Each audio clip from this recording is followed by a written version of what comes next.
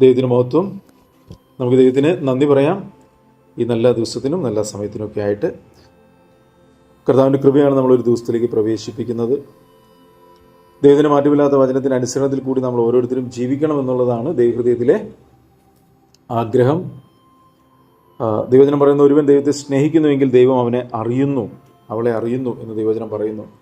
അപ്പം അങ്ങനെയെങ്കിൽ അങ്ങനെ ദൈവത്തെ സ്നേഹിക്കുന്ന ഒരു വ്യക്തിക്ക് ദൈവം തൻ്റെ ഹൃദയത്തെ വെളിപ്പെടുത്തി തരും. വചനം പറയുന്നു, ഞാൻ എൻ്റെ മനസ്സ് നിങ്ങൾക്ക് പൊഴിച്ചു തരും.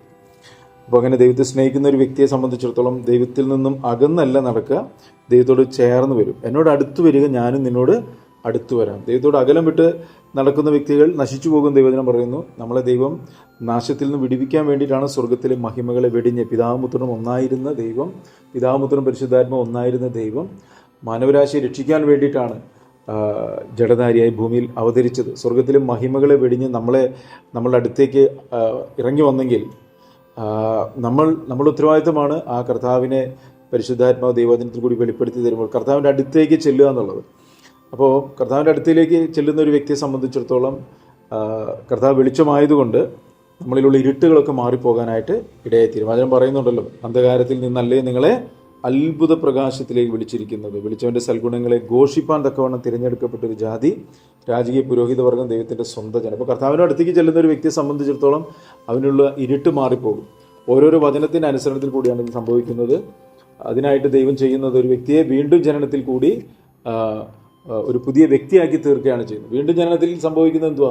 അവൻ്റെ പാപത്തിൻ്റെ കറകളെല്ലാം കർത്താവ് കഴുകിക്കളഞ്ഞ് ദൈവത്തിൻ്റെ പരിശുദ്ധാത്മാവിൽ വസിക്കുന്ന ഒരു അനുഭവത്തിലേക്ക് കർത്താവ് ഓരോ വ്യക്തികളെയും ഒരുക്കിയെടുക്കുകയാണ് ചെയ്യുന്നത്. എന്നാൽ വീണ്ടും ജനനം പ്രാപിച്ച വ്യക്തിയുടെ ദേഹിയിലും പാപത്തിൻ്റെ പ്രമാണങ്ങൾ നിറഞ്ഞിരിപ്പുണ്ട്.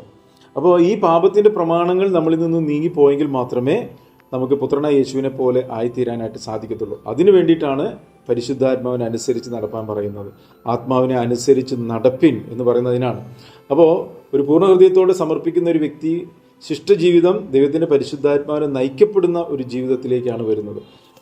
ലോകത്തിൻ്റെ മോഹങ്ങളൊക്കെ അപ്പോൾ തന്നെ അവിടെ തന്നെ കിടക്കുമ്പോഴും ഇനി ഞാൻ ഈ ലോകത്തിൻ്റെ മോഹങ്ങൾക്കൊത്തവണ്ണമല്ല, ദൈവത്തിൻ്റെ ആത്മാവിനെ നയിക്കപ്പെടുവാനായിട്ടാണ് സമർപ്പിച്ചിരിക്കുന്നത് എന്നുള്ള ഒരു തിരിച്ചറിവ് ദൈവവചനത്തിലേക്ക് ഉറ്റുനോക്കി കർത്താവിനോട് ചേർന്ന് നടപ്പാനായിട്ട് ഒരു വ്യക്തിയെ പ്രേരിപ്പിക്കുന്നു, സഹായിക്കുന്നു. അത്തരത്തിൽ കർത്താവിനോട് ചേർന്ന് നടക്കുന്ന ഒരു വ്യക്തിയിൽ മറഞ്ഞു കിടക്കുന്ന എല്ലാ പാപപ്രമാണങ്ങളും, മുറുകെ പറ്റുന്ന പാപങ്ങളും അഥവാ ഇരുട്ട് പൂർണ്ണമായി നീങ്ങിപ്പോകുവാനും നമ്മൾ ഓരോ ദിവസവും തേജസ്സിന്മേൽ തേജസ് പ്രാപിച്ച് ആ പുത്രനായ യേശുവിൻ്റെ അതേ സ്വരൂപത്തോട് അനുരൂപമായി തീരുവാനൊക്കെ ഇടവരും. അപ്പോൾ ഇതാണ് ദൈവഹൃദയത്തിലെ ആഗ്രഹം. ഇത് ഓരോ ദിവസവും സംഭവിച്ചുകൊണ്ടിരിക്കുകയാണ്.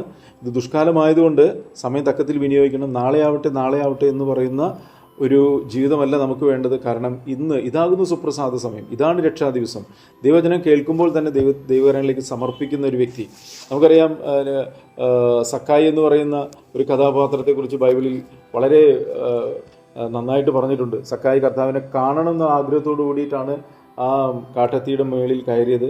പാസ്റ്റർമാർ പലരും കാട്ടത്തിയെക്കുറിച്ചൊക്കെ പറയും. പക്ഷെ അവിടെ കാട്ടത്തിയാണോ നാട്ടത്തിയാണോ എന്നുള്ളതല്ല അവിടുത്തെ വിഷയം.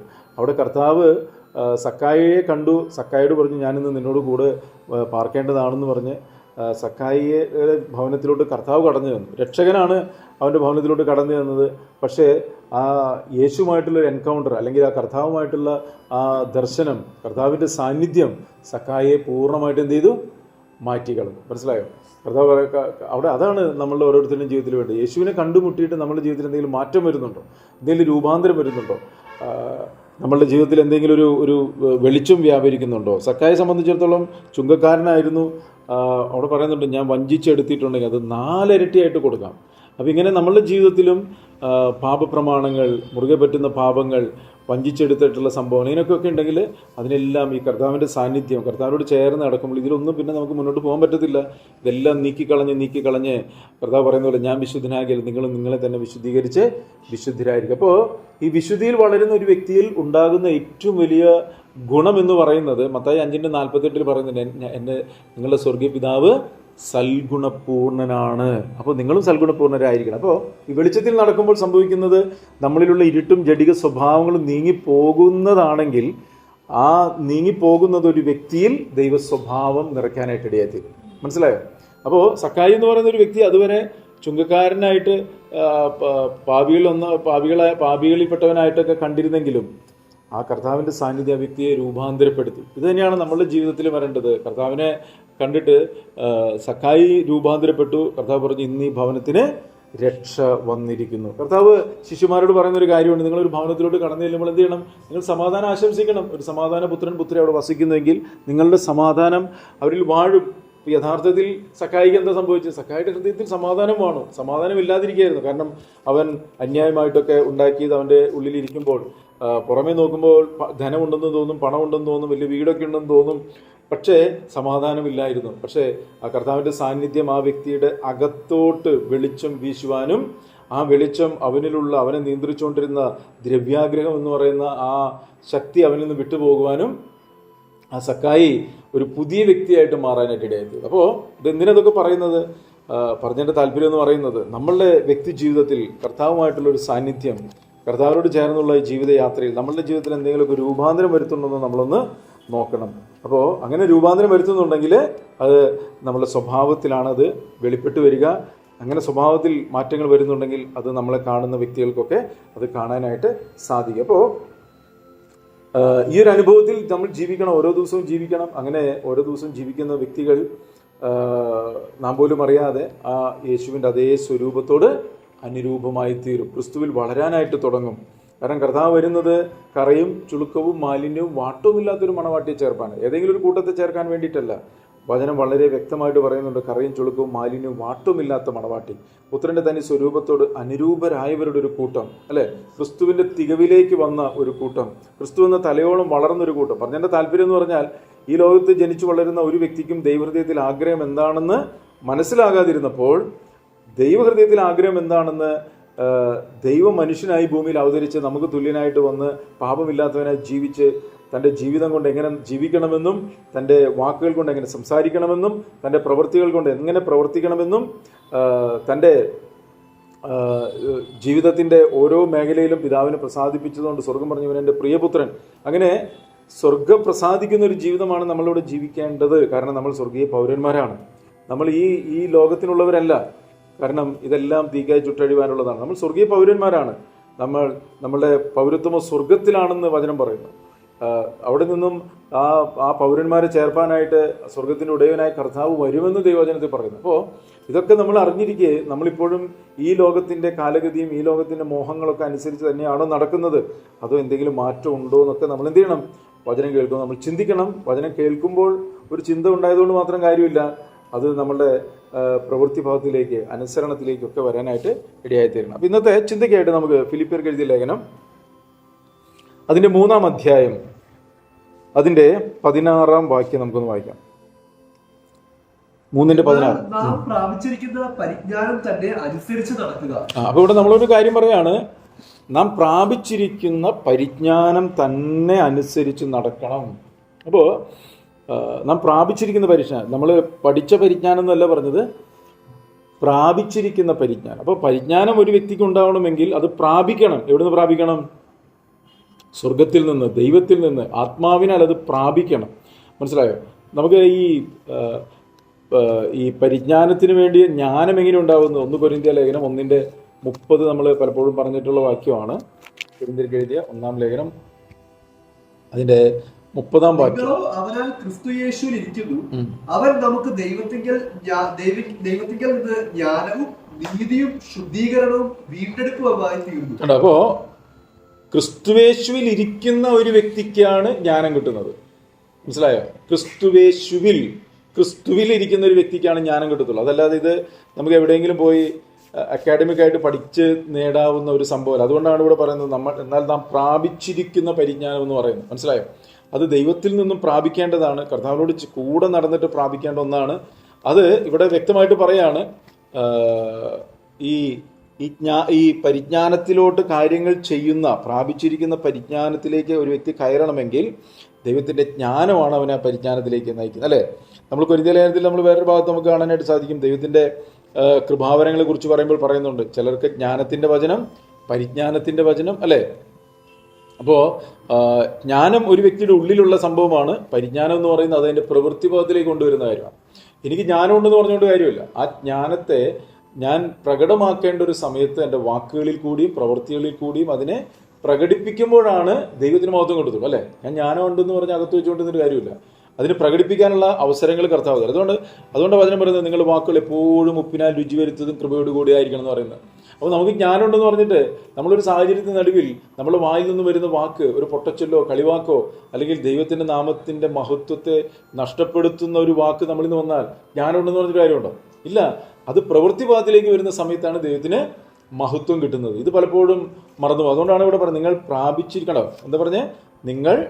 എന്നാൽ നാം പ്രാപിച്ചിരിക്കുന്ന പരിജ്ഞാനം തന്നെ അനുസരിച്ച് നടക്കുക എന്ന് പറയുന്നത് അർത്ഥം നടപ്പിലാണ്, പ്രവൃത്തിയിലാണ് അത് വെളിപ്പെട്ട് വരേണ്ടത്. നമ്മുടെ അകത്ത് ദൈവത്തിൻ്റെ ജ്ഞാനമുണ്ടെങ്കിൽ നമ്മുടെ വാക്കുകളിൽ വ്യത്യാസം വരും, പ്രവൃത്തികളിൽ വ്യത്യാസം വരും, കാഴ്ചപ്പാടുകളിൽ വ്യത്യാസം വരും, ബന്ധങ്ങളിൽ വ്യത്യാസം വരും. അല്ലേ? ഇതുവരെ നമ്മൾ നടന്നിരുന്നത് പോലെയല്ല കാര്യങ്ങൾ ചെയ്യേണ്ടത്. ദൈവരാജ്യത്തിനും ദൈവനീതിക്കും ഒത്തവണ്ണമായിരിക്കണം നമ്മൾ ചെയ്യേണ്ടത്. അല്ലേ? അപ്പോൾ ഇവിടെ പറയാണ് ഈ ഒരു അനുഭവത്തിൽ പ്രാപിക്കണമെങ്കിൽ നമ്മൾ പറഞ്ഞു നമ്മുടെ വായിച്ചു കേട്ടോ നിങ്ങൾ, എന്നാൽ നാം പ്രാപിച്ചിരിക്കുന്ന പരിജ്ഞാനം എങ്ങനെയപ്പോൾ അത് പ്രാപിക്കുക?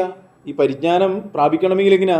ക്രിസ്തുവേശുവിലിരിക്കണം. നിങ്ങളോ അവനാൽ ക്രിസ്തുവേശുവിൽ എന്ന് പറഞ്ഞാൽ അതിനർത്ഥം നമ്മൾ ദൈവത്തിൻ്റെ ആത്മാവിനാൽ നയിക്കപ്പെടണം. ആത്മാവിനനുസരിച്ച് നടക്കുന്ന ഒരു വ്യക്തിയിൽ നിറയപ്പെടുന്ന ഒന്നാണ് എന്ത്? ഈ ദൈവത്തിൻ്റെ ജ്ഞാനം എന്ന് പറയുന്നത്. അവൻ നമുക്ക് നിങ്ങളോ അവനാൽ ക്രിസ്തുവേശുവിൽ ഇരിക്കുന്നു. ക്രിസ്തുവേശുവിൽ. അപ്പോൾ ക്രിസ്തുവേശുവിൽ ഇരിക്കുക എന്ന് പറഞ്ഞാൽ വചനത്തിൽ ഇരിക്കുക എന്ന് പറഞ്ഞാൽ അർത്ഥം. വചനത്തിൻ്റെ അനുസരണമാണ് ക്രിസ്തുവേശുവിൽ ഇരിക്കുക എന്ന് പറയുന്നത്. മനസ്സിലായോ? നിങ്ങൾ എന്നെ കർത്താവേ കർത്താവേ എന്ന് വിളിക്കുന്നു, എൻ്റെ സ്വർഗ്ഗസ്ഥനായ പിതാവിൻ്റെ ഇഷ്ടം നിങ്ങൾ ചെയ്യുന്നില്ല എന്ന് പറഞ്ഞാൽ അതിനർത്ഥം എന്താ? നിങ്ങൾ അനുസരിക്കുന്നില്ലെന്ന്. പിടികിട്ടിയോ? അപ്പോൾ ഇവിടെ പറയാണ് നമ്മൾ കർത്താവേ കർത്താവേ എന്ന് വിളിക്കുന്ന കൂട്ടത്തിലല്ല, മറിച്ച് യഥാർത്ഥത്തിലുള്ള കർത്തൃത്വത്തിന് വിധേയപ്പെട്ട് അനുസരിച്ച് നമ്മൾ നിറയും. അങ്ങനെ നയിക്കപ്പെടുന്ന വ്യക്തികളിൽ എന്ത് നിറയും? ദൈവത്തിൻ്റെ ജ്ഞാനം നിറയും. ദൈവത്തിൻ്റെ ജ്ഞാനം നിറഞ്ഞാലുള്ള പ്രയോജനം എന്തുവാ? ദൈവം കാണുന്ന പോലെ കാര്യങ്ങളെ കാണാൻ പറ്റും. മനസ്സിലായോ? ദൈവത്തിൻ്റെ ജ്ഞാനം നിറയുന്ന ഒരു വ്യക്തിക്ക് ദൈവം കാണുന്ന പോലെ കാര്യങ്ങളെ കാണാൻ പറ്റും. ഒരു സാഹചര്യം നടി ദൈവം എന്തോ പ്രവർത്തിക്കാൻ പോകുന്നതെന്ന് അറിയാൻ പറ്റും. ഇല്ലെങ്കിൽ സംഭവിക്കും, ഒരു വിഷയം വരുമ്പോൾ പെട്ടെന്ന് നമ്മളെ ഭയം ഗ്രസിക്കും, ഭീതി കൊണ്ടുവരും, നിരാശ കൊണ്ടുവരും. മനസ്സിലായോ? എന്നാൽ ദൈവം കാണുന്ന പോലെ കണ്ടു കഴിഞ്ഞാൽ കർത്താവ് ഓരോ സാഹചര്യത്തിന് മുമ്പിൽ നിന്ന് കർത്താവ് അല്പവിശ്വാസി നീ എന്തിന് ഭയപ്പെട്ടു? കണ്ടോ? അല്പവിശ്വാസി നീ എന്തിന് ഭയപ്പെട്ടു? കർത്താവിനോട് കൂടെ നടന്നതാണ്. പക്ഷേ ആ ദൈവം കാണുന്ന പോലെ കാര്യങ്ങളെ കാണാൻ പറ്റാത്തതുകൊണ്ട്, കർത്താവ് ആരാണെന്ന് മനസ്സിലാക്കാൻ പറ്റാത്തതുകൊണ്ട് ഒരു സാഹചര്യത്തിന് അവിടെ അവർ പതറിപ്പോയി. അല്ലേ? ഒരു കുഞ്ഞു മരിച്ച് അവിടേക്ക് ചെന്ന് കഴിഞ്ഞപ്പോൾ അവിടെ കുഴലൂതുന്ന ഒരു വാദ്യക്കാരൊക്കെ അവിടെ പാട്ട് പാടിക്കൊണ്ടിരിക്കുകയായിരുന്നു. അപ്പോൾ എല്ലാവരും കുഞ്ഞു മരിച്ചിട്ടില്ല എന്ന് പറഞ്ഞപ്പോൾ എല്ലാവരും കൂടി യേശുവിനെ എന്ത് ചെയ്തു? കളിയാക്കി. അല്ലേ? അവരെല്ലാവരും പരിഹസിച്ചു. എന്നാൽ കർത്താവ് അകത്തി എന്നിട്ട് എന്ത് ചെയ്തു? അവിടെ വിളിച്ചിട്ട് ബാല എഴുന്നേൽക്കാന്ന് പറഞ്ഞ് അവളെ എഴുന്നേൽപ്പിച്ചു. ഞാൻ പറഞ്ഞതിൻ്റെ താല്പര്യം ആ ഒരു തലത്തിലോട്ട് ഓരോ കാര്യങ്ങളെ ദൈവം കാണുന്ന പോലെ കാണാനായിട്ട് സാധിക്കുന്ന ഒരു അനുഭവത്തിലേക്ക് നമ്മളെ ദൈവത്തിൻ്റെ ജ്ഞാനം നമ്മളെ നടത്തും എന്ന് പറഞ്ഞാൽ, ഞാൻ പറഞ്ഞതിൻ്റെ താല്പര്യം ഒരു സാഹചര്യം നടുവിൽ അവിടെ ദൈവത്തിൻ്റെ ജ്ഞാനം എന്താണ്, അല്ലെങ്കിൽ ദൈവം എങ്ങനെയാണ് പ്രവർത്തിക്കാൻ പോകുന്നത്, അല്ലേ? ഓരോ സ്ഥലങ്ങൾ പറഞ്ഞിട്ടുണ്ടല്ലോ. താൻ അവിടെ എന്ത് ചെയ്യാൻ പോകുന്നു എന്ന് യേശുവിന് അറിയാമായിരുന്നു. അല്ലേ? യേശുവിൻ്റെ കൂടെ വചനം കേട്ടുകൊണ്ടിരുന്നവർ തിരിച്ചു പോകുന്ന സമയത്ത് അവർക്ക് വിശക്കും, നിങ്ങൾ അവർക്ക് ഭക്ഷണം കൊടുക്കും. നിങ്ങൾ അവർക്ക് ഭക്ഷണം കൊടുക്കാൻ പറഞ്ഞപ്പോൾ അവർ പറയുന്നുണ്ട് 200 അല്ലേ ഈ വെള്ളിക്കാശിന് അല്ലെങ്കിൽ 200 ദിനാറ് ഞങ്ങൾ പോയിട്ട് അപ്പം മേടിച്ചു കൊടുക്കും. ഇത്രയധികം ആളുകൾക്ക് എങ്ങനെ അപ്പം മേടിച്ചു കൊടുക്കാനാ? അപ്പം അവിടെ പറയുന്നൊരു കാര്യമുണ്ട്, അവൻ കർത്താവ് എന്ത് ചെയ്യാൻ പോകുന്നു എന്ന് അവനറിയാമായിരുന്നു. അപ്പം ഇതുപോലെ ഞാൻ പറഞ്ഞതിൻ്റെ താല്പര്യം, ദൈവത്തിൻ്റെ ജ്ഞാനം ദൈവം നമ്മളിലേക്ക് പറഞ്ഞ കർത്താവിനോട് ചേർന്ന് നടക്കുന്ന ഒരു വ്യക്തിക്ക് ഒരു സാഹചര്യത്തിൻ്റെ നടുവിൽ ദൈവം എങ്ങനെ പ്രവർത്തിക്കാൻ പോകുന്നു എന്ന് അറിയാൻ പറ്റും. ഇതാ പറഞ്ഞതിനർത്ഥം. ഇതാണ് ദൈവത്തിൻ്റെ ജ്ഞാനം എന്ന് പറയുന്നത്. ഇതില്ലാത്ത വ്യക്തികൾ അസ്വസ്ഥപ്പെട്ടുകൊണ്ടിരിക്കും. അപ്പോൾ ദൈവം എങ്ങനെയാണ് പ്രവർത്തിക്കുക? ദൈവം വചനത്തിനൊത്തമാണ് പ്രവർത്തിക്കുക. അപ്പോൾ ദൈവം എങ്ങനെ പ്രവർത്തിക്കുന്നു എന്നൊരു വ്യക്തിക്ക് അറിയണമെങ്കിൽ, ആ ജ്ഞാനം നിറയണമെങ്കിൽ ദൈവവചനം നമ്മളിൽ എന്തുണ്ടാവണം? ഐശ്വര്യമായിട്ടുണ്ടാകണം. അല്ലേ?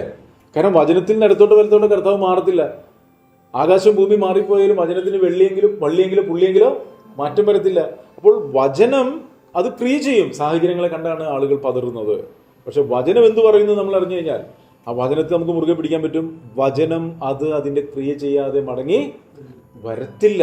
ഇതാണ് ഈ പരിജ്ഞാനം എന്നൊക്കെ പറയുന്നത്. ഇത് പ്രാപിച്ചെടുത്തു പ്രവൃത്തിഭാഗത്തിലേക്ക് വരുന്ന ഒരു സാഹചര്യം വരുമ്പോൾ അവിടെ പതറിപ്പോവുകയല്ല. ദൈവത്തിൻ്റെ ജ്ഞാനം, ദൈവം എന്ത് ചെയ്യാൻ പോകുന്നു എന്നുള്ളത് നമുക്ക് കാണിച്ചു തരും. എങ്ങനെ കാണിച്ചു തരും? വചനത്തിൽ കൂടി കാണിച്ചു തരും. ആ വചനത്തെ നമ്മൾ മുറുകെ പിടിക്കുമ്പോൾ വചനം ക്രിയ ചെയ്യുന്നത് കാണാനും അത് ദൈവനാമ മഹത്വത്തിനായിട്ട് തീരുന്നതും കാണാൻ പറ്റും. എന്നാൽ സാഹചര്യങ്ങൾ നേരെ പ്രതികൂലമായിട്ടായിരിക്കും ഇരിക്കുക. മനസ്സിലായോ? ഇതാണ് ദൈവത്തിന്. അപ്പോൾ ഇവിടെ പറയാണ്, നിങ്ങൾ ക്രിസ്തുയേശുവിൽ ഇരിക്കുന്നു, അവൻ നമുക്ക് ദൈവത്തിൽ നിന്നും ജ്ഞാനവും, അടുത്തത് നീതിയും. കാരണം ഈ ഒരു തലത്തിൽ നമ്മൾ ഓരോ ദിവസവും വചനത്തെ മുറുകെ പിടിച്ച് പ്രാപിച്ച പരിജ്ഞാനത്തിൽ ഓരോ ദിവസവും നടക്കാൻ തുടങ്ങുമ്പോൾ പലവിധമായ സാഹചര്യങ്ങളുണ്ടാവും. അപ്പോൾ കുറ്റബോധം വരും, നിരാശ വരും, ഭയം വരും. പക്ഷേ ഒരു വ്യക്തിയെ ഈ പ്രാപിച്ച പരിജ്ഞാനത്തിൽ തന്നെ നിൽക്കാനായിട്ട് പ്രേരിപ്പിക്കുന്നത് ദൈവനീതിയുടെ ബോധ്യമാണ്. മനസ്സിലായി ഞാൻ പറഞ്ഞത്? എന്നാൽ നാം പ്രാപിച്ചിരിക്കുന്ന പരിജ്ഞാനം തന്നെ അനുസരിച്ച് വല്ലപ്പോഴും നടക്കുക എന്നല്ല വചനം പറയുന്നത്. ഓരോ ദിവസവും നടക്കണം. ഓരോ ദിവസവും നടക്കണമെങ്കിൽ എന്ത് വേണം? ദൈവനീതിയുടെ ഉത്തമ ബോധ്യം വേണം. കാരണം ദൈവനീതിയുടെ ബോധ്യമാണ് ഓരോ ദിവസവും നമ്മളെ നടക്കാൻ പ്രേരിപ്പിക്കുന്നത്. കാരണം ഓരോ ദിവസവും എന്തുണ്ട്? കർത്താവ് പറഞ്ഞല്ലോ, ഒരു ദിവസത്തിന് അന്നന്നത്തെ ദോഷം മതി എന്ന് കർത്താവ് പറഞ്ഞിട്ടുണ്ട്. നിങ്ങൾ എന്ത് ചെയ്യണം? എന്നെ അനുഗമിക്കാൻ ഇച്ഛിക്കുന്നവൻ നാൾ തോറും തൻ്റെ ക്രൂശ് എടുത്ത് നടക്കണം. അപ്പോൾ ഇതൊക്കെ ഓരോ ദിവസമുള്ള കാര്യങ്ങളാണ്. അപ്പോൾ അങ്ങനെയാണെങ്കിൽ ഈ ഒരു തലത്തിലോട്ട് നമ്മൾ കയറി വരണമെങ്കിൽ, ഈ പറയുന്ന പോലെ നമ്മൾ വളർന്നു വരണമെങ്കിൽ എന്ത് വേണം? നമുക്ക് പ്രാപിച്ച ദൈവത്തിൻ്റെ പരിജ്ഞാനം വേണം. ദൈവത്തോട് ചേർന്നിരുന്ന് നമ്മൾ പ്രാപിച്ച ജീവൻ അത് പ്രവൃത്തി ഭാഗത്തിലേക്ക് കൊണ്ടുവരുമ്പോൾ എൻ്റെ കർത്താവ് പ്രവർത്തിക്കും. അവൻ എന്നെ കൈവിടത്തില്ല, അവൻ എന്നെ ഉപേക്ഷിക്കത്തില്ല. കണ്ടാലും ഞാൻ ലോകാവസാനത്തോളം എല്ലാ നാളും ഞാൻ നിന്നോട് കൂടെയുണ്ട്. നീ ഭ്രമിച്ച് നോക്കണ്ട, ഞാൻ നിൻ്റെ ദൈവമാണ്. വഴിയില്ലാത്തടത്ത് വഴി തുറക്കും. മനസ്സിലായോ? ഇല്ലാതിനുള്ളതിന് പോലെ വിളിച്ചു വരുത്തും.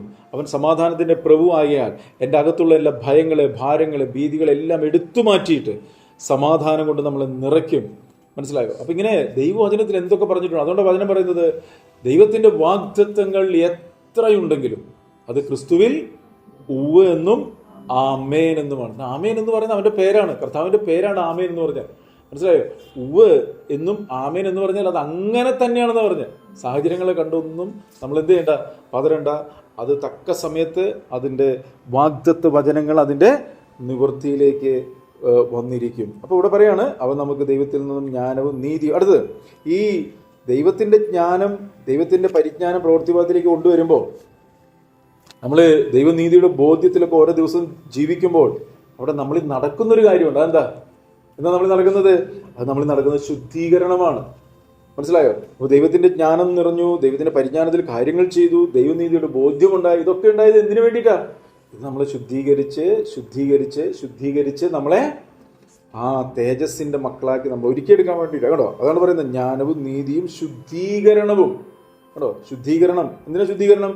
ശുദ്ധീകരണം കൂടാതെ ആരും കർത്താവിനെ കാണത്തില്ല. ഇതൊന്നും ആളുകൾക്ക് വലിയ ബോധ്യമില്ലാത്തൊരു കാര്യമാണ്. എല്ലാവരും വിചാരിച്ചിരിക്കുന്നത് കർത്താവ് മധ്യാകാശത്തിൽ വെളിപ്പെടും, പറക്കും. എല്ലാവരും അത് പ്രസംഗിക്കുന്നുണ്ട്. ഞാൻ പല പ്രസംഗങ്ങൾ ഞാൻ കേൾക്കാറുള്ളപ്പോൾ എല്ലാവരും അത് പറയുന്നുണ്ട്. കർത്താവ് താൻ ഗംഭീരനാഥത്തോടും പ്രധാന ദൂതന്റെ ശബ്ദത്തോടും ദൈവത്തിന്റെ കാഹളത്തോടും സ്വർഗ്ഗത്തിൽ ഇറങ്ങി വരും. ക്രിസ്തുവിൽ മരിച്ചവർ ആദ്യം ഉയർത്തെഴുന്നേൽക്കും. പിന്നെ ജീവനോട് ശേഷിക്കുന്നതിനെ നാം അവനെ എതിരേൽപ്പാൻ വാനമേഘങ്ങളിൽ എടുക്കപ്പെടും എന്ന് പ്രസംഗിക്കുന്നത് കേട്ടിട്ടുണ്ട്. അത് വചനമാണത്, അത് സംഭവിക്കും. പക്ഷേ ആ എടുക്കപ്പെടണമെങ്കിൽ ആ വ്യക്തി എങ്ങനെ ജീവിക്കണം, അവന് ഓരോ ദിവസവും അവൻ എങ്ങനെയാണ് വിശുദ്ധിയിലും വേർപാടിലും ജീവിക്കേണ്ടത്, അതെങ്ങനെയാണെന്ന് പറയുന്നത് വളരെ ചുരുക്കമാണ്. മനസ്സിലായോ? പറയുന്നവരില്ലെന്നല്ല ഞാൻ പറഞ്ഞത്. പക്ഷേ വചനത്തിൻ്റെ അനുസരണത്തിൽ കൂടി എങ്ങനെ ജീവിക്കും, ഇത് മനസ്സിലാക്കിയെങ്കിൽ നമുക്ക് ജീവിക്കാൻ പറ്റത്തുള്ളൂ. അതുകൊണ്ട് ഇവിടെ പറയണം, എന്തിനാണ് ഞാൻ ശുദ്ധീകരണത്തിൽ ജീവിക്കുന്നത്? അത് എൻ്റെ വീണ്ടെടുപ്പിന് വേണ്ടിയിട്ടാണ്. കേട്ടോ? അവൻ നമുക്ക് ദൈവത്തിന് ജ്ഞാനവും നീതിയും ശുദ്ധീകരണവും വീണ്ടെടുപ്പും. അപ്പോൾ വീണ്ടെടുപ്പിന് വേണ്ടി എന്താ വീണ്ടെടുക്കുക എന്ന് പറഞ്ഞാൽ, ദൈവം നമ്മളെ സൃഷ്ടിച്ചു, പക്ഷെ നമ്മൾ എന്ത് ചെയ്തു? നഷ്ടപ്പെട്ടു പോയി, അല്ലേ? സ്വരൂപത്തിൽ സൃഷ്ടിച്ചു, വിരൂപമായി തീർന്നു. ആ വിരൂപതകളെല്ലാം മാറ്റിയിട്ട് ദൈവം എന്തുദ്ദേശത്തോടുകൂടി നമ്മൾ സൃഷ്ടിച്ചു, ആ പദ്ധതിയുടെ പൂർണ്ണതയിലേക്ക് നമ്മളെ പ്രവേശിപ്പിക്കുന്ന കാര്യമാണ് വീണ്ടെടുപ്പ് എന്ന് പറയുന്നത്. മനസ്സിലായോ? അതാണ് ഈ നിത്യത, തേജസ് എന്നൊക്കെ പറയുന്നത്. മനസ്സിലായോ? അപ്പോൾ അതിലേക്ക് ദൈവം നമ്മൾ വീണ്ടെടുക്കുകയാണ്.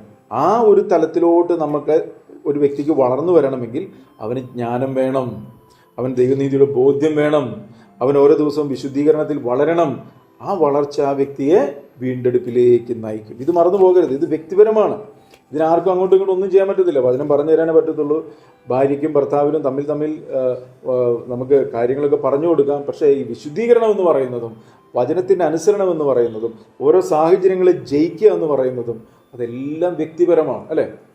നമ്മൾ എത്ര നല്ല ഭക്ഷണം ഉണ്ടാക്കി വെച്ച് കഴിഞ്ഞാലും ആ ഭക്ഷണം ഉണ്ടാക്കാൻ സാധിക്കും, ഉണ്ടാക്കി നമുക്ക് ഡൈനിങ് ടേബിളിൽ കൊണ്ടുവയ്ക്കാനായിട്ട് പറ്റും, നമുക്ക് വേണമെങ്കിൽ അത് വിളമ്പി കൊടുക്കാൻ പറ്റും. പക്ഷെ ഇത് ആ വ്യക്തി കഴിച്ചെങ്കിലല്ലേ അത് ആ വ്യക്തിക്ക് രുചിയാണെന്നുള്ള അനുഭവിക്കുവാനും അത് ആ വ്യക്തിയിൽ ആരോഗ്യമായി തീരാനായിട്ട് പറ്റത്തുള്ളൂ, അല്ലേ? അവന് വേണ്ടി വേറൊരുത്തം ഭക്ഷണം കഴിച്ചിട്ട് കാര്യമുണ്ടോ? ഇല്ല. ഇതുപോലെ തന്നെയാണ് ദൈവവചനവും. നമുക്കത് കേൾക്കാം, പക്ഷേ നമ്മൾ വ്യക്തിപരമായിട്ട് വചനം അതാ പറയുന്നത്, യഹോവ നല്ലവനെന്ന് രുചിച്ചറിവിൻ. ഒരു ഭക്ഷണം നമ്മൾ രുചിച്ച് അറിയുന്നത് പോലെ ഈ കർത്താവിൻ്റെ സ്നേഹത്തെ, കർത്താവിൻ്റെ കരുണയെ, കർത്താവിൻ്റെ കരുതലിനെ നമ്മൾ രുചിച്ചറിയണം വ്യക്തിപരമായിട്ട്. യഹോവ നല്ലവൻ രുചിച്ചറിവിൻ. അങ്ങനെ രുചിച്ചറിയുന്ന ഒരു വ്യക്തി അവനെ ശരണം പ്രാപിക്കും, അവനിൽ ആശ്രയിക്കും, അവനെ പിൻപറ്റും, അവരോട് ചേർന്ന് ഓരോ ദിവസവും നടക്കും. അവൻ ആ കർത്താവിൽ നിന്നും ഒരിക്കലും എന്ത് ചെയ്തില്ല, മാറിപ്പോകാനായിട്ട് ഇടവരുത്തില്ല. അപ്പോൾ ഇവിടെ പറയുകയാണ്, എന്നാൽ നാം പ്രാപിച്ചിരിക്കുന്ന പരിജ്ഞാനം തന്നെ അനുസരിച്ച് നടക്കുക.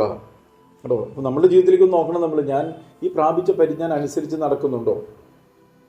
അതുകൊണ്ടാണ് മറ്റേ ഹോശയുടെ പുസ്തകത്തിലൊരു വാക്യമുണ്ട്. ഹോശയുടെ പുസ്തകം 4-ാം അധ്യായം 6-ാം വാക്യം. ഹോശയ പ്രവാചകന്റെ പുസ്തകം 4-ാം അധ്യായം 6-ാം വാക്യം. പരിജ്ഞാനമില്ലായകയാൽ എന്റെ ജനം നശിച്ചു പോകും. ഇതാ പറഞ്ഞത്, പരിജ്ഞാനമില്ല എന്ത് സംഭവിക്കും? നശിച്ചു പോകും. മനസ്സിലായോ? അപ്പൊ ഇവിടെ പറഞ്ഞെന്താ? നാം പ്രാപിച്ചിരിക്കുന്ന പരിജ്ഞാനം അനുസരിച്ച് നടക്കുക. നടന്നില്ലെങ്കിലോ? നാം പ്രാപിച്ചിരിക്കുന്ന പരിജ്ഞാനം അനുസരിച്ച് നടക്കുക, അനുസരിച്ച് നടന്നില്ലെങ്കിലോ? നശിച്ചു പോകും. മനസ്സിലായോ? അതിന് ദൈവത്തിന് മുഖപക്ഷമില്ല. അപ്പൊ ഇതൊക്കെ നമ്മൾ കേൾക്കുമ്പോൾ വചനം ഭയങ്കര കട്ടിയാണെന്നൊന്നും അല്ല അതിനർത്ഥം. നമ്മളെ ദൈവം എന്തിനു വിളിച്ചിരിക്കുന്നു, ബാക്കി എല്ലാ കാര്യത്തിലും ഭയങ്കര അനുസരണമല്ല നമുക്ക്. എന്തെല്ലാം ഓരോ കാര്യങ്ങൾ ഇത്ര കൃത്യതയോടുകൂടിയ ചെയ്യുന്നത്. ഈ വചനത്തിലേക്ക് വരുമ്പോൾ മാത്രമാണ് പൂർണ്ണമായിട്ട് അനുസരിക്കാനും കൃത്യമായി അനുസരിക്കുവാനും ബുദ്ധിമുട്ട്. അത് ഇത്ര കൃത്യതയോടുകൂടി അനുസരിക്കണോ, ഇത്ര കൃത്യമായിട്ടൊക്കെ ചെയ്യണമെന്നൊക്കെ പലരും ചോദിക്കേണ്ട കാര്യം അതാണ്. മറ്റുള്ള കാര്യങ്ങളെക്കാട്ടിലും സൂക്ഷ്മതയും കൃത്യതയും വേണ്ട കാര്യമാണ് എന്ത്? ദൈവവചനം. അതുകൊണ്ടാണ് വചനം പറയുന്നത്, നീ എൻ്റെ വചനത്തിനോടൊന്നും കൂട്ടരുത്, നീ എൻ്റെ വചനത്തിനൊന്നും കുറയ്ക്കരുത്. വചനം നമുക്ക് വെളിപ്പെട്ടാൽ പിന്നെ അത് അനുസരിക്കാനായിട്ട് എന്ത് ചെയ്യരുത്? താമസിക്കരുത്. മനസ്സിലായോ? പറയുന്നില്ലേ? പൗലോസിനോട് പറയുന്നുണ്ടല്ലോ, ഇനി നീ താമസിക്കുന്നത് എന്തിന് ചോദിച്ചിട്ടില്ലേ അപ്പോസ്തല പ്രവർത്തികളില്? ഇല്ലേ? അനന്യാസം ഒന്ന് ചോദിക്കും, നീ ഇനി താമസിക്കുന്നത് എന്തിന്? നിന്റെ പാപത്തെ കഴുകിക്കളയുക. അങ്ങനെ ഒരു വാക്യമുണ്ടല്ലോ, താമസിക്കുന്നത്. നമ്മൾ ഓരോ വചനങ്ങൾ കേൾക്കുമ്പോൾ നമ്മൾ നാളേക്ക് വെക്കരുത്, താമസിക്കരുത്. കാരണം കർത്താവ് എപ്പോൾ വരുമെന്ന് നമുക്ക് അറിയത്തില്ല. കർത്താവിൻ്റെ വരവ് എപ്പോഴാണ് നമുക്ക് അറിയാത്തതുകൊണ്ട് നമുക്ക് ഓരോ വചനവും പരിശുദ്ധാത്മാ നമുക്ക് വെളിപ്പെടുത്തി തരുന്നത് നമ്മൾ അനുസരിക്കാൻ വേണ്ടിയിട്ടാണ്. പക്ഷെ നമുക്ക് ഫ്രീ വില്ലുള്ളത് കൊണ്ട് അനുസരിക്കണമോ വേണ്ടയോ എന്നുള്ളതിൻ്റെ ആ ഒരു തീരുമാന സ്വാതന്ത്ര്യം എല്ലായ്പ്പോഴും നമുക്കുള്ളത്. മനസ്സിലായോ?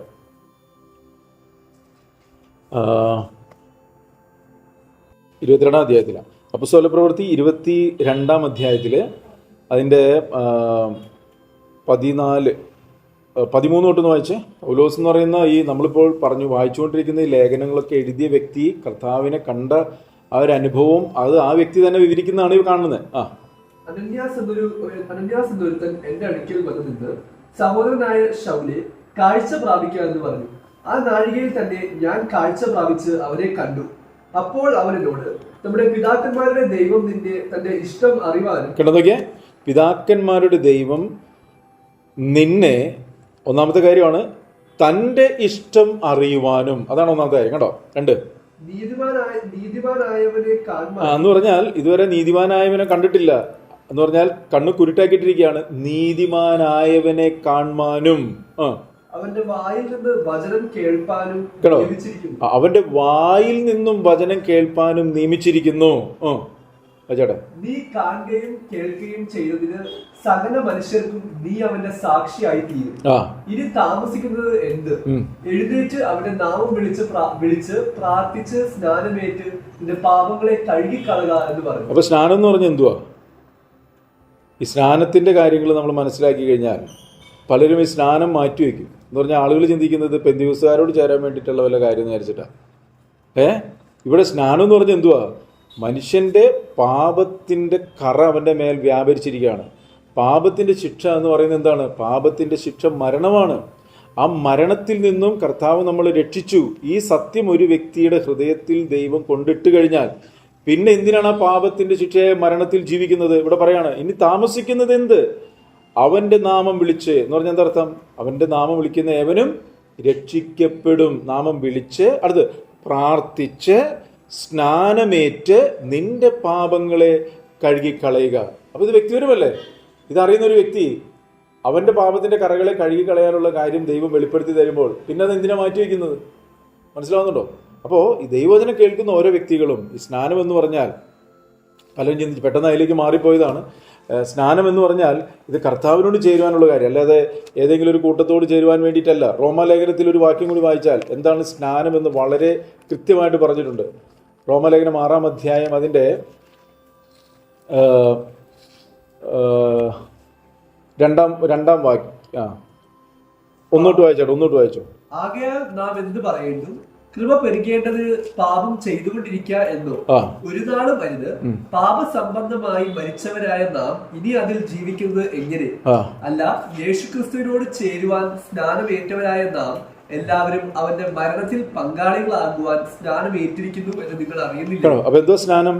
യേശുക്രിസ്തുവിനോട് ചേരുവാൻ സ്നാനമേറ്റവരായ നാം. അപ്പൊ ഒരു വ്യക്തി സ്നാനപ്പെടുന്നില്ലെങ്കിൽ ആ വ്യക്തി എന്തോ പറഞ്ഞു? എനിക്ക് യേശുക്രിസ്തുവിനോട് ചേരാൻ താല്പര്യമില്ല, എനിക്ക് യേശുവിനെ പിൻപറ്റാൻ താല്പര്യമില്ല എന്ന് വ്യക്തമായിട്ട് വിളിച്ചു പറയുകയാണ്. പുറമേ കാണിക്കുന്നില്ലായിരിക്കും, പക്ഷെ അകത്ത് എനിക്ക് യേശുവിനോട് ചേരാൻ താല്പര്യം. കാരണം എന്തുവാ? പലരും യേശുവിനേക്കാൾ അധികം സ്നേഹിക്കുന്ന മറ്റു പലതുകൊണ്ട്. അതെ, അതല്ലെങ്കിൽ യേശുവിനെ സ്നേഹിക്കുന്ന ഒരു വ്യക്തിയാണെങ്കിൽ എന്ത് ചെയ്യും? ആ സെക്കൻഡിൽ കർത്താവെ എനിക്ക് നിന്നോട് ചേരണം, എനിക്ക് നിന്നെ പിൻപറ്റണം, എനിക്ക് നിന്റെ വഴികളിൽ നടക്കണം, എനിക്ക് നിന്നോടാണ് സ്നേഹം, അല്ലേ? അപ്പോൾ ഇത് കർത്താവിനറിയാം. കർത്താവിന് ഹൃദയത്തിൽ ആഗ്രഹം അറിയുന്നതുകൊണ്ട് കർത്താവ് അത് വെളിപ്പെടുത്തി തരുമ്പോൾ അതിനൊരു വ്യക്തി താല്പര്യപ്പെടുന്നില്ലെങ്കിൽ ആ വ്യക്തി ഈ പറയുന്ന വചനത്തെക്കാട്ടിലും ഉപരിയായി മറ്റെന്തിനെയോ സ്നേഹിക്കുന്നുണ്ടെന്നല്ല അതിനർത്ഥം, അല്ലേ? അപ്പോൾ ഒരു വാക്യം 1 പത്രോസ് 3:20.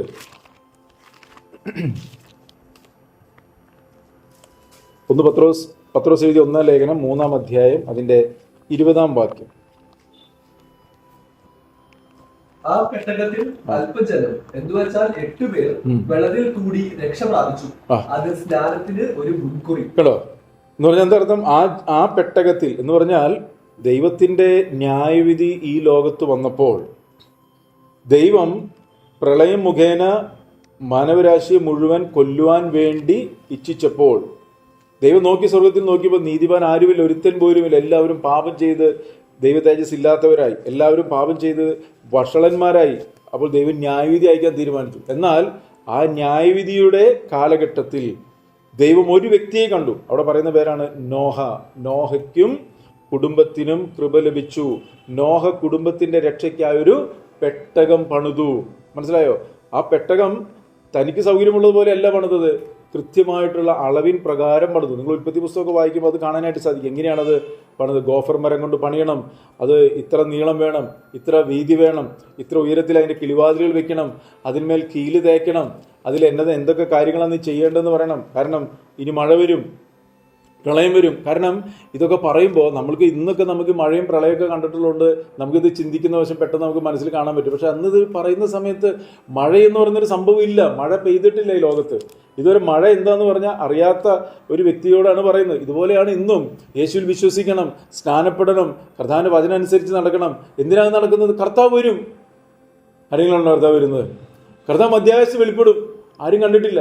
മനസ്സിലായോ? അപ്പോൾ അതുകൊണ്ടാണ് ഇവിടെ പറയുന്നത്. കണ്ടോ, അത് ആ പെട്ടകത്തിൽ അതിൻ്റെ 19-ാമത്തെ വാക്യം വായിച്ച് ഈ 1 പത്രോസ് ആത്മാവിൽ അവൻ ചെന്ന് പണ്ട് നോഹയുടെ കാലത്ത് പെട്ടകം ഒരുക്കുന്ന സമയം ദൈവം ദീർഘക്ഷമയോടെ കാത്തിരിക്കുമ്പോൾ അനുസരിക്കാത്തവരായി തടവിലുള്ള ആത്മാക്കളോട് പ്രസംഗിച്ചു. അപ്പോൾ അന്ന് അനുസരിക്കാത്ത കുറെ കൂട്ടരുണ്ടായിരുന്നു. മനസ്സിലായോ? ആ അനുസരിക്കാത്തവരൊക്കെ എന്ത് ചെയ്തു? നശിച്ചുപോയി. എന്നിട്ട് പറയാം ആ പെട്ടകത്തിൽ. എന്നാൽ അനുസരിച്ചൊരു കൂട്ടത്തെ കുറിച്ച് പറയാം. അല്പജനം എന്ന് വെച്ചാൽ 8 പേർ.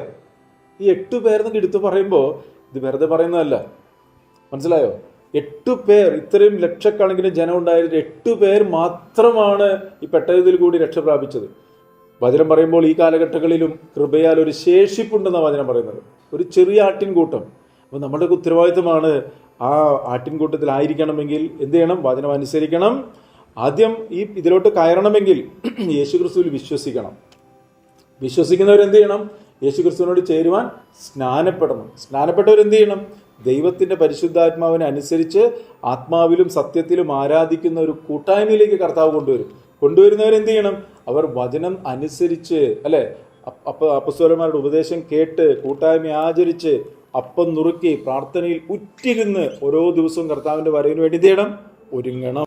അങ്ങനെ ഒരുങ്ങുന്ന ഒരു ചെറിയ കൂട്ടത്തെ, അത് ഈ ലോകത്തെല്ലായിടത്തും ഉണ്ട് അങ്ങനെ ഒരു കൂട്ടം, ഒരു ചെറിയ ശേഷിപ്പ്. ആ കൂട്ടത്തെ ചേർപ്പാൻ കർത്താവ് എത്രയും വേഗത്തിൽ വരും. അപ്പൊ ഇവിടെ പറയാം അല്പജനം എന്ന് വെച്ചാൽ 8 പേർ കേട്ടോ, വെള്ളത്തിൽ കൂടി രക്ഷ പ്രാപിച്ചു എന്ന് പറഞ്ഞിട്ട് പറയാ.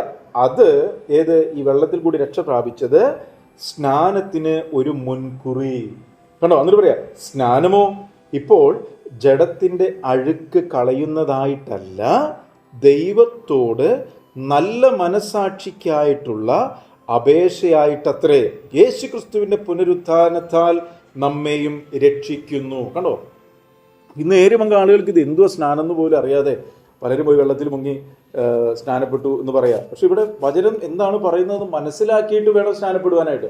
പക്ഷെ ഇവിടെ പറയുന്ന നോക്കിയേ, സ്നാനം എന്ന് പറഞ്ഞാൽ അത് ജഡത്തിന്റെ കറ കഴുകി കളയാനായിട്ടല്ല, ദൈവത്തോടുള്ള നല്ല മനസ്സാക്ഷിക്കായിട്ടുള്ള അപേക്ഷയാണ്, ഹൃദയപൂർവ്വമുള്ള അപേക്ഷ. കർത്താവേ, എൻ്റെ പാപക്കറകളെ കഴുകിക്കളഞ്ഞ് കർത്താവെ എന്നെ ഒരു പുതിയ വ്യക്തിയാക്കി മാറ്റണം. കണ്ടോ, അത് ദൈവത്തോടുള്ള നല്ല മനസ്സാക്ഷിക്കായിട്ടുള്ള ഒരു ഹൃദയപൂർവ്വമുള്ളൊരു അപേക്ഷയാണ്. ആ അപേക്ഷ അത് ദൈവസന്നിധിയിലേക്ക് സമർപ്പിക്കുമ്പോൾ, ദൈവം അതിനുള്ള അവസരം ഒരുക്കുമ്പോൾ ആ വ്യക്തി കർത്താവിനോട് ചേരാൻ വേണ്ടിയിട്ടാണ് സ്നാനപ്പെടുന്നത്. ആ സ്നാനം ആ വ്യക്തിയെ അടിമുടി പുതിയൊരു വ്യക്തിയാക്കി മാറ്റണം. മനസ്സിലായോ? പിന്നീട് ആ വ്യക്തിക്ക് മാത്രമല്ല, ഈ ഒരു മരിച്ച വ്യക്തിയെ അടക്കുന്നതാണ് സ്നാനം, അല്ലേ? മരിച്ച വ്യക്തി എന്ത് ചെയ്തു? ആ മരിച്ച വ്യക്തിയെ അടക്കി. ഇതുപോലെ വെള്ളത്തിലേക്ക് ഒരു വ്യക്തി മുങ്ങുമ്പോൾ അവൻ്റെ പഴയ മനുഷ്യൻ്റെ അടക്കമാണ് കാണിക്കുന്നത്. ഞാൻ ക്രിസ്തുവിനോടുകൂടെ ക്രൂശിക്കപ്പെട്ടു, ഞാൻ ക്രിസ്തുവിനോടുകൂടെ മരിച്ചു, ഞാൻ ക്രിസ്തുവിനോടുകൂടെ അടക്കപ്പെട്ടു. ആ വെള്ളത്തിൽ നിന്നും പൊങ്ങി വരുമ്പോൾ ആ വ്യക്തി പുതിയൊരു വ്യക്തിയായിട്ടാണ് തീരുന്നത്. മാത്രമല്ല, ആ വ്യക്തിയിൽ വലിയ ആത്മമണ്ഡലത്തിൽ വലിയ ദൈവപ്രവൃത്തികളാണ് നടക്കുന്നത്. എന്താ സംഭവിക്കുന്നത്? ആ വ്യക്തി ഇരുട്ടിന്റെ അധികാരത്തിലായിരുന്നു. ഇരുട്ടിന്റെ അധികാരത്തിൽ നിന്ന് ആ വ്യക്തിയെ വിടുവിച്ച് സ്നേഹസ്വരൂപനായ പുത്രന്റെ രാജ്യത്തിലേക്ക് പ്രവേശിപ്പിച്ചു. കാരണം ഈ രാജ്യത്തിലേക്ക് പ്രവേശിക്കുമ്പോഴാണ് അവന്റെ പേര് മാറുന്നത്, അല്ലെ? അവന്റെ പദവി മാറുന്നു, അവന് സ്വർഗീയ പൗരത്വം ലഭിക്കുന്നു, അല്ലെ? സ്വർഗത്തിലെ ദൂതന്മാരുടെ സാന്നിധ്യവും കാവലും ലഭിക്കുന്നു. ദൈവവചനത്തിന്റെ മർമ്മങ്ങളെ കർത്താവ് വെളിപ്പെടുത്തി തരുന്നു. പരിശുദ്ധാത്മാവെന്ന് വാഗ്ദത്തം ലഭിക്കുന്നു. അതുപോലെ തന്നെ സ്വർഗസ്ഥലങ്ങളിൽ ഇരുത്തിയിരിക്കുന്ന ആ അതിശ്രേഷ്ഠ പദവിക്കൊത്തവണ്ണം ശിഷ്ടജീവിതം ജീവിക്കാനായിട്ട് സഹായിക്കുന്നു. അങ്ങനെ നിരവധി കാര്യങ്ങളാണ് ഇത്തരത്തിൽ ഒരു വീണ്ടും ജന്മം പ്രാപിച്ച് ദൈവത്തിന്റെ രാജ്യത്തിലേക്ക് പ്രവേശിപ്പിക്കപ്പെടുന്ന ഓരോ വ്യക്തിക്കും ദൈവം നൽകുന്നത്. അപ്പോൾ ഈ ഒരു അനുഭവത്തിൽ കർത്താവ് നമ്മൾ ഓരോരുത്തരും ജീവിക്കണം എന്നുള്ളതാണ് എന്ത് ദൈവഹൃദയത്തിലെ ആഗ്രഹം. ഞാൻ സന്ദർഭവശാൽ സ്നാനത്തിലേക്ക് അങ്ങ് പോയെന്നുള്ളതുള്ളൂ. ആ സ്നാനപ്പെടുന്ന ഓരോ വ്യക്തികൾ എന്ത് ചെയ്യണം? ഈ പറയുന്ന നാം പ്രാപിച്ച പരിജ്ഞാനത്തെ അനുസരിച്ച് ജീവിക്കണം. മനസ്സിലായോ? ഈ കർത്താവിനോട് ചേർന്ന്, അതുകൊണ്ടാണല്ലോ നിങ്ങൾ നിമിത്തം ജാതികളുടെ ഇടയിൽ ദൈവനാമം ദുഷിക്കുന്ന എഴുതിയില്ലേ? ഇത്തരത്തിൽ വീണ്ടും ജന്മം പ്രാപിച്ച് സ്നാനപ്പെട്ട് കർത്താവിനോട് ചേർന്ന് യേശു കർത്താവ് എന്ന് പറഞ്ഞിട്ട് പിന്നെയും പഴയ സ്വഭാവങ്ങളിൽ നടക്കാൻ പറ്റുമോ? അങ്ങനെ നടക്കുമ്പോൾ എന്താ സംഭവിക്കുന്നത്? നിങ്ങൾ നിമിത്തം ജാതികളുടെ ഇടയിൽ ദൈവനാമം ദുഷിക്കപ്പെടുന്നു. എന്നാൽ ദൈവം നമുക്ക് നൽകിയിരിക്കുന്ന തൻ്റെ ആത്മാവ്, ദൈവത്തിൻ്റെ പരിജ്ഞാനം കൊണ്ട് നമ്മളെ നിറച്ച് എങ്ങനെ നടത്തും? അനുസരണത്തിൽ കൂടി, അല്ലേ? കണ്ടോ, അനുസരിച്ച് നടക്കാന്ന് പറയുന്നില്ലേ? അതുകൊണ്ടുള്ള ദൈവവചനം പറയുന്നത് അനുസരണമുള്ള മക്കളായി, എല്ലാ നടപ്പിലും അനുസരണമുള്ള മക്കളായി നമ്മൾ നടക്കണം. അനുസരണക്കേടിന്റെ മക്കളിൽ നടന്നിരുന്നു, അനുസരണക്കേട് മക്കളായിരുന്നു. പക്ഷെ ഇപ്പോൾ നമ്മൾ എന്ത് ചെയ്യണം? എല്ലാ നടപ്പിലും അനുസരണമുള്ള മക്കളായി ഓരോ ദിവസവും കർത്താവിനെ എന്ത് ചെയ്യണം? പിൻപറ്റണം. 2 പത്രോസ് 3:18 ഒന്ന് വായിച്ചോട്ടെ. 2 പത്രോസ് 3:18. സൂക്ഷിച്ചുകൊള്ളുവിൻ, കൃപയിലും നമ്മുടെ കർത്താവും രക്ഷിതാവുമായ യേശുക്രിസ്തുവിന്റെ പരിജ്ഞാനത്തിലും വളരുവിൻ. പരിജ്ഞാനത്തിൽ എന്തുണ്ട്? പരിജ്ഞാനം അനുസരിച്ച് നടക്കും. ഇവിടെ 3:16 നമ്മളെന്താ വായിച്ചത്? എന്നാൽ നാം പ്രാപിച്ചിരിക്കുന്ന പരിജ്ഞാനം തന്നെ അനുസരിച്ച് നടക്കണം. ഇപ്പൊ നമ്മൾ പരിജ്ഞാനത്തിൽ അനുസരിച്ച് നടക്കുമ്പോൾ സംഭവിക്കും? പരിജ്ഞാനത്തിൽ അനുസരിച്ച് നടക്കുമ്പോൾ സംഭവിക്കും? പരിജ്ഞാനത്തിൽ വളർച്ച ഉണ്ടാകും. അനുസരിച്ച് നടത്തില്ല എന്തുണ്ടാവും? പരിജ്ഞാനം ഉണ്ടാകത്തില്ല, മുരടിച്ചു പോകും. മനസ്സിലായോ? ഇന്നതാണ് സംഭവിക്കുന്നത്. പരിജ്ഞാനത്തിൽ വളരുന്നില്ലെങ്കിൽ മുരടിപ്പ് വരും. ഇവിടെ പറയാണ് ക്രിസ്തുവിന്റെ പരിജ്ഞാനത്തിൽ വളരണം. കണ്ടോ, കൃപയിലും നമ്മുടെ കർത്താവും രക്ഷിതാവുമായ യേശു ക്രിസ്തുവിന്റെ പരിജ്ഞാനത്തിലും വളരണം. കണ്ടോ, അപ്പൊ കർത്താവിനോട് ചേർന്ന് നടക്കുന്ന ഒരു വ്യക്തിക്ക് നേരത്തെ പറഞ്ഞ എങ്ങനെയാണ് ഈ പരിജ്ഞാനം വരിക? ക്രിസ്തുവിനോട് ചേർന്നിരിക്കണം. അവൻ നമുക്ക് ദൈവത്തിൽ നിന്നും ജ്ഞാനവും നീതിയും ശുദ്ധീകരണവും വീണ്ടെടുപ്പുമായി തീർന്നു. കേട്ടോ, ആ ഒരു തലത്തിലോട്ട് പരിജ്ഞാനത്തിൽ നമ്മുടെ ജീവിതത്തിലേക്ക് നോക്കുക. പരിജ്ഞാനത്തിൽ വളർന്നു വരാൻ പറ്റുന്നുണ്ടോ? അല്ലേ? മനസ്സിലായോ?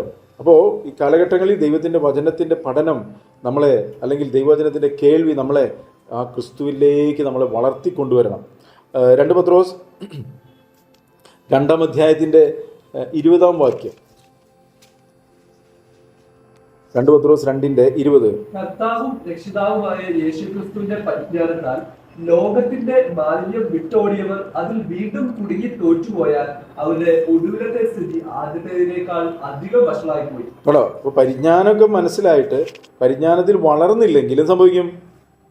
കർത്താവും രക്ഷിതാവുമായ യേശുക്രിസ്തുവിന്റെ പരിജ്ഞാനത്താൽ. ഇതൊക്കെ വാക്കുകളൊക്കെ ശ്രദ്ധിക്കണം, സമയമില്ലാത്തതുകൊണ്ട് വേഗം പറഞ്ഞു പോവാ. ഒരു വ്യക്തി യേശുക്രിസ്തുവിനോട് ചേരുമ്പോൾ പറയുന്നത് എന്തുവാ? യേശുവേ, നീയാണ് എൻ്റെ കർത്താവ്, യേശുവേ നീയാണ് എന്നെ രക്ഷിച്ചത്. എന്താ രക്ഷ എന്ന് പറഞ്ഞാൽ? ശിക്ഷയിൽ നിന്നുള്ള വിടുതലാണ് രക്ഷ. എന്തോ ശിക്ഷ? പാപത്തിന്റെ ശിക്ഷയായ നിത്യമായ മരണം, നിത്യ നരകമാണ്. ആ നരകത്തിൽ നിന്നും യേശു കർത്താവ് എന്നെ രക്ഷിച്ചു. ഇനി ഞാൻ അതിനൊത്തവണ്ണമാണ് ജീവിക്കുന്നത്.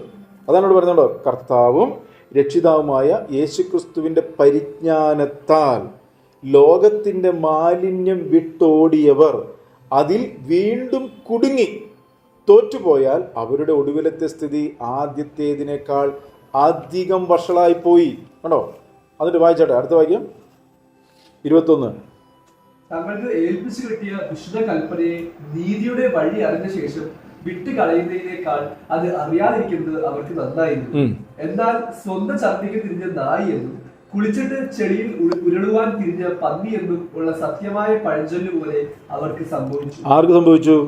ഈ കാര്യങ്ങളൊക്കെ മനസ്സിലായിട്ടും ദൈവത്തിൻ്റെ പരിജ്ഞാനത്തിൽ വളരാതെ, ക്രിസ്തുവിനെ പിൻപറ്റാതെ, പിന്നെയും ലോകത്തിൻ്റെ നൈമിഷികമായിട്ടുള്ള മോഹങ്ങളിലേക്ക് പോകുന്നവർ, അതാണ് ലോകത്തിൻ്റെ മാലിന്യം വിട്ടോടിയവർ, അതിൽ വീണ്ടും കുടുങ്ങി. അപ്പോൾ പിശാച് എന്താ ചെയ്യുന്നത്? പിശാച് കുടുക്ക് കൊണ്ടുവരും, പല കുടുക്കുകളെ കൊണ്ടുവരുന്നത്. പിശാചിന് തന്ത്രങ്ങളാണ് ഉള്ളത്.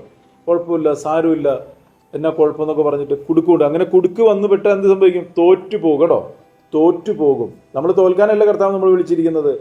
നമ്മൾ ജയത്തിൽ നിന്നും ജയത്തിലേക്ക്, ജയാളിയായിട്ടുള്ളൊരു ജീവിതം ജീവിക്കാനാണ്. അവരുടെ ഒടുവിലത്തെ സ്ഥിതി ആദ്യത്തേതിനേക്കാൾ അധികം വഷളായി. എന്നിട്ട് പറയാം, തങ്ങൾക്ക് ഏൽപ്പിച്ചു കിട്ടിയ വിശുദ്ധ കൽപ്പനയെ. കണ്ടോ?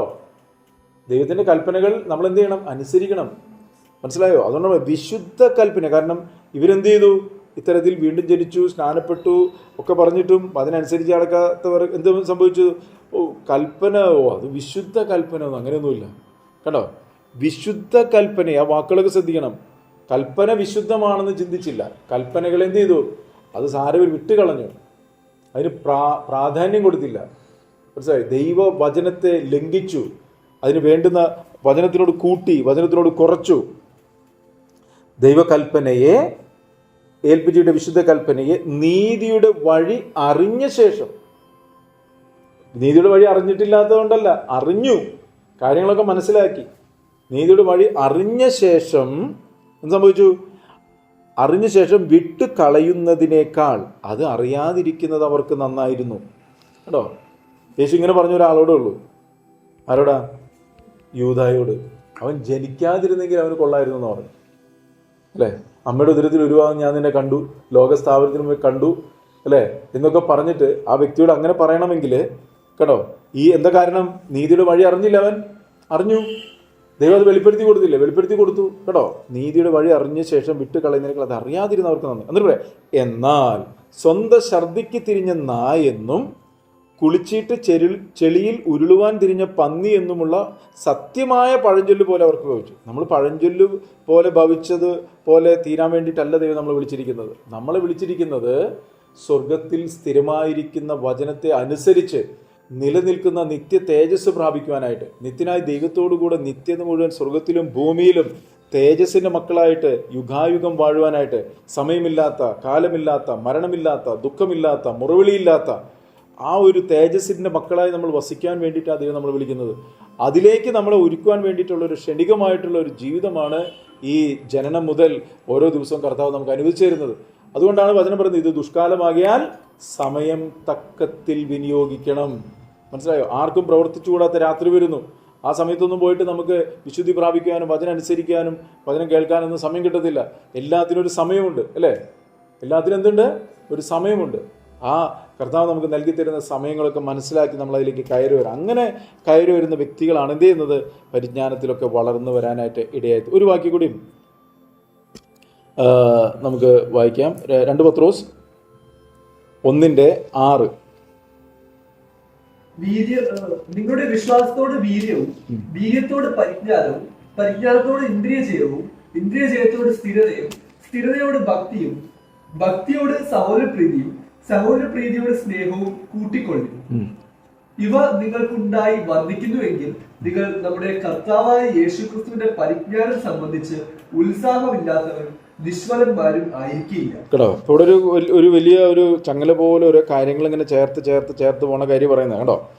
അത് നിമിത്തം എന്ന് പറഞ്ഞാൽ മുകളിൽ നമ്മൾ ദിവ്യ സ്വഭാവത്തിന് കൂട്ടാളിയാക്കുന്ന കാര്യം പറയുന്നത്. സമയമില്ലാത്തതുകൊണ്ട് ഞാനൊന്നും പറയുന്നില്ല. മനസ്സിലായോ? നിങ്ങളിങ്ങനെ മുകളിൽ പറഞ്ഞിട്ട് പറയാണ്, നിങ്ങളിങ്ങനെ പരിജ്ഞാനത്തിൽ അവൻ്റെ ദിവ്യശക്തി അവരുടെ ജീവനും ഭക്തിക്ക് ആവശ്യമായതൊക്കെ തന്നു, നിങ്ങളത് അനുസരിച്ച് അടങ്ങുകയാണെങ്കിൽ നിങ്ങൾ ദിവ്യ സ്വഭാവത്തിന് കൂട്ടാളിയായി തീരുവാൻ ഇടവരുന്നു എന്ന് പറഞ്ഞിട്ടാണ് അത് നിമിത്തം തന്നെ നിങ്ങൾ. അപ്പോൾ ഇത് ഈ മുകളിലുള്ള ഈ ദിവ്യ സ്വഭാവത്തിന് എനിക്ക് യേശുവിൻ്റെ അതേ സ്വരൂപത്തോട് അനുരൂപമാകണം, എനിക്ക് കർത്താവിൻ്റെ വരവെങ്കിൽ എടുക്കപ്പെടണം, എനിക്ക് തേജസ് പ്രാപിക്കണം, എനിക്ക് കർത്താവ് വെച്ചിരിക്കുന്ന ആ സൂര്യൻ്റെ തേജസ് പ്രാപിക്കണം, എനിക്ക് ആ മണവാട്ടിക്ക് വേണ്ടുന്ന പൂർണ്ണ യോഗ്യതയിൽ നടക്കണം, എനിക്ക് ആ പുത്രനായ യേശുവിൻ്റെ സ്വരൂപത്തോട് അനുരൂപമായിത്തീരണം എന്ന് ആഗ്രഹിക്കുന്ന ഒരു വ്യക്തിക്ക് ഉള്ള കാര്യത്തെക്കുറിച്ച് പറയാം. അത് നിമിത്തം ഈ ദിവ്യ സ്വഭാവത്തിൽ കൂട്ടാളിയായി തീരണമെന്നുള്ള ആഗ്രഹം നിമിത്തം നിങ്ങൾ എന്ന് പറഞ്ഞാൽ ആ വ്യക്തി സകല ഉത്സാഹവും കഴിച്ച്. അപ്പം എന്ത് വേണം? ഈ ഒരു അനുഭവത്തിലേക്ക് വളർന്നു വരണമെങ്കിൽ എന്ത് വേണം? ഉത്സാഹം കഴിച്ച്. അതിന് പറയാം നിങ്ങളുടെ വിശ്വാസത്തോട് വീര്യം. മനസ്സിലോ? അപ്പം നമ്മുടെ അകത്ത് വിശ്വാസമുണ്ട്. എന്ത് വിശ്വാസം? നമ്മൾ നേരത്തെ പറഞ്ഞ കാര്യം എന്താ? ദൈവം നമുക്കായിട്ട് നിത്യഭവനം ഒരുക്കുന്നു. ആ ഭവനത്തിലേക്ക് നമ്മളെ ചേർപ്പാൻ കർത്താവ് വരും. അപ്പം അതിനെന്ത് വേണം? എനിക്കൊരു വലിയൊരു ആഗ്രഹം വേണം, അല്ലേ? നമ്മൾ അങ്ങനെയല്ലേ? ഇപ്പോൾ IAS കിട്ടുന്ന, IPS കിട്ടുന്ന, അല്ലെങ്കിൽ നീറ്റിന് എക്സാം എഴുതുന്ന, അല്ലെങ്കിൽ മറ്റു പലതിനും ഇതാവുന്ന അവർ ചുമ്മാ ഇരിക്കുകയാണ് ചെയ്യുന്നത്. അവർ രാവും പകലൊക്കെ ഇരുന്ന് പഠിക്കുക. എത്രയോ മണിക്കൂറുകളാണ് ഓരോ കുഞ്ഞുങ്ങളിൽ നിന്ന് പഠിക്കുന്നത്. അത് അവരുടെ ഉള്ളിലുള്ളൊരു ഈഗർ, അവരുടെ ഒരു വലിയൊരു ആഗ്രഹമാണ്. അതാണ് ഈ വീര്യം എന്ന് പറയുന്നത്. മനസ്സിലായോ? നിങ്ങളുടെ വിശ്വാസത്തോട് വീര്യവും, വീര്യത്തോട് പരിജ്ഞാനം. കണ്ടോ? വീര്യത്തോട് പരിജ്ഞാനം, പരിജ്ഞാനത്തോട് ഇന്ദ്രിയ ജയം. കാരണം ഈ പരിജ്ഞാനത്തിൽ ദൈവത്തിന് നമ്മൾ നേരത്തെ പറഞ്ഞില്ലേ, പരിജ്ഞാനത്തിൽ വളരാൻ പറഞ്ഞില്ലേ? ഈ പരിജ്ഞാനത്തിൽ വളരാൻ തടസ്സം നിൽക്കുന്നത് ഇന്ദ്രിയങ്ങളാണ്. അകത്ത് വന്ന പരിജ്ഞാനത്തിൽ നിന്നും അവനെ വലിച്ചുകൊണ്ട് പോകുന്നത് അവൻ്റെ ഇന്ദ്രിയങ്ങളാണ്. അതുകൊണ്ടാണ് പറയുന്നത് ഇന്ദ്രിയ ജയം വേണമെന്ന് പറയുന്നത്. പഞ്ചേന്ദ്രിയങ്ങൾ, കണ്ണ്, നാക്ക്, ചെവി, മൂക്ക്, ത്വക്ക്, ഈ 5 ഇന്ദ്രിയങ്ങൾ എപ്പോഴും എന്ത് ചെയ്യണം? സൂക്ഷിക്കാനായിട്ട് നമ്മൾ പഠിക്കണം. പലപ്പോഴും അത് നമ്മളെ ഈ പരിജ്ഞാനത്തിൽ വളരാൻ കഴിയാതെ വണ്ണം കൊണ്ടുപോകുമ്പോൾ ആ ഇന്ദ്രിയങ്ങൾ എപ്പോഴും ദൈവത്തിനായിട്ട് സമർപ്പിക്കണം, അതിനെ വിശുദ്ധീകരിക്കണം. ഇന്ദ്രിയങ്ങളെല്ലാം എല്ലായ്പ്പോഴും കർത്താവ് നിന്റെ ഹിതത്തിന് വിരുദ്ധമായ കാഴ്ചകൾ, കേൾവികൾ, സംസാരങ്ങൾ, ഇടപെടലുകൾ, രുചികൾ, അതൊക്കെ കർത്താവെ മാറ്റി നിന്റെ ഹിതപ്രകാരം കർത്താവെ നയിക്കുവാനായിട്ട് എന്നെ സഹായിക്കണം. ഇന്ദ്രിയത്തെ ജയിക്കാൻ നീ സഹായിക്കണം. കണ്ടോ? ഇന്ദ്രിയജയം, ഇന്ദ്രിയജയത്തോട് സ്ഥിരത.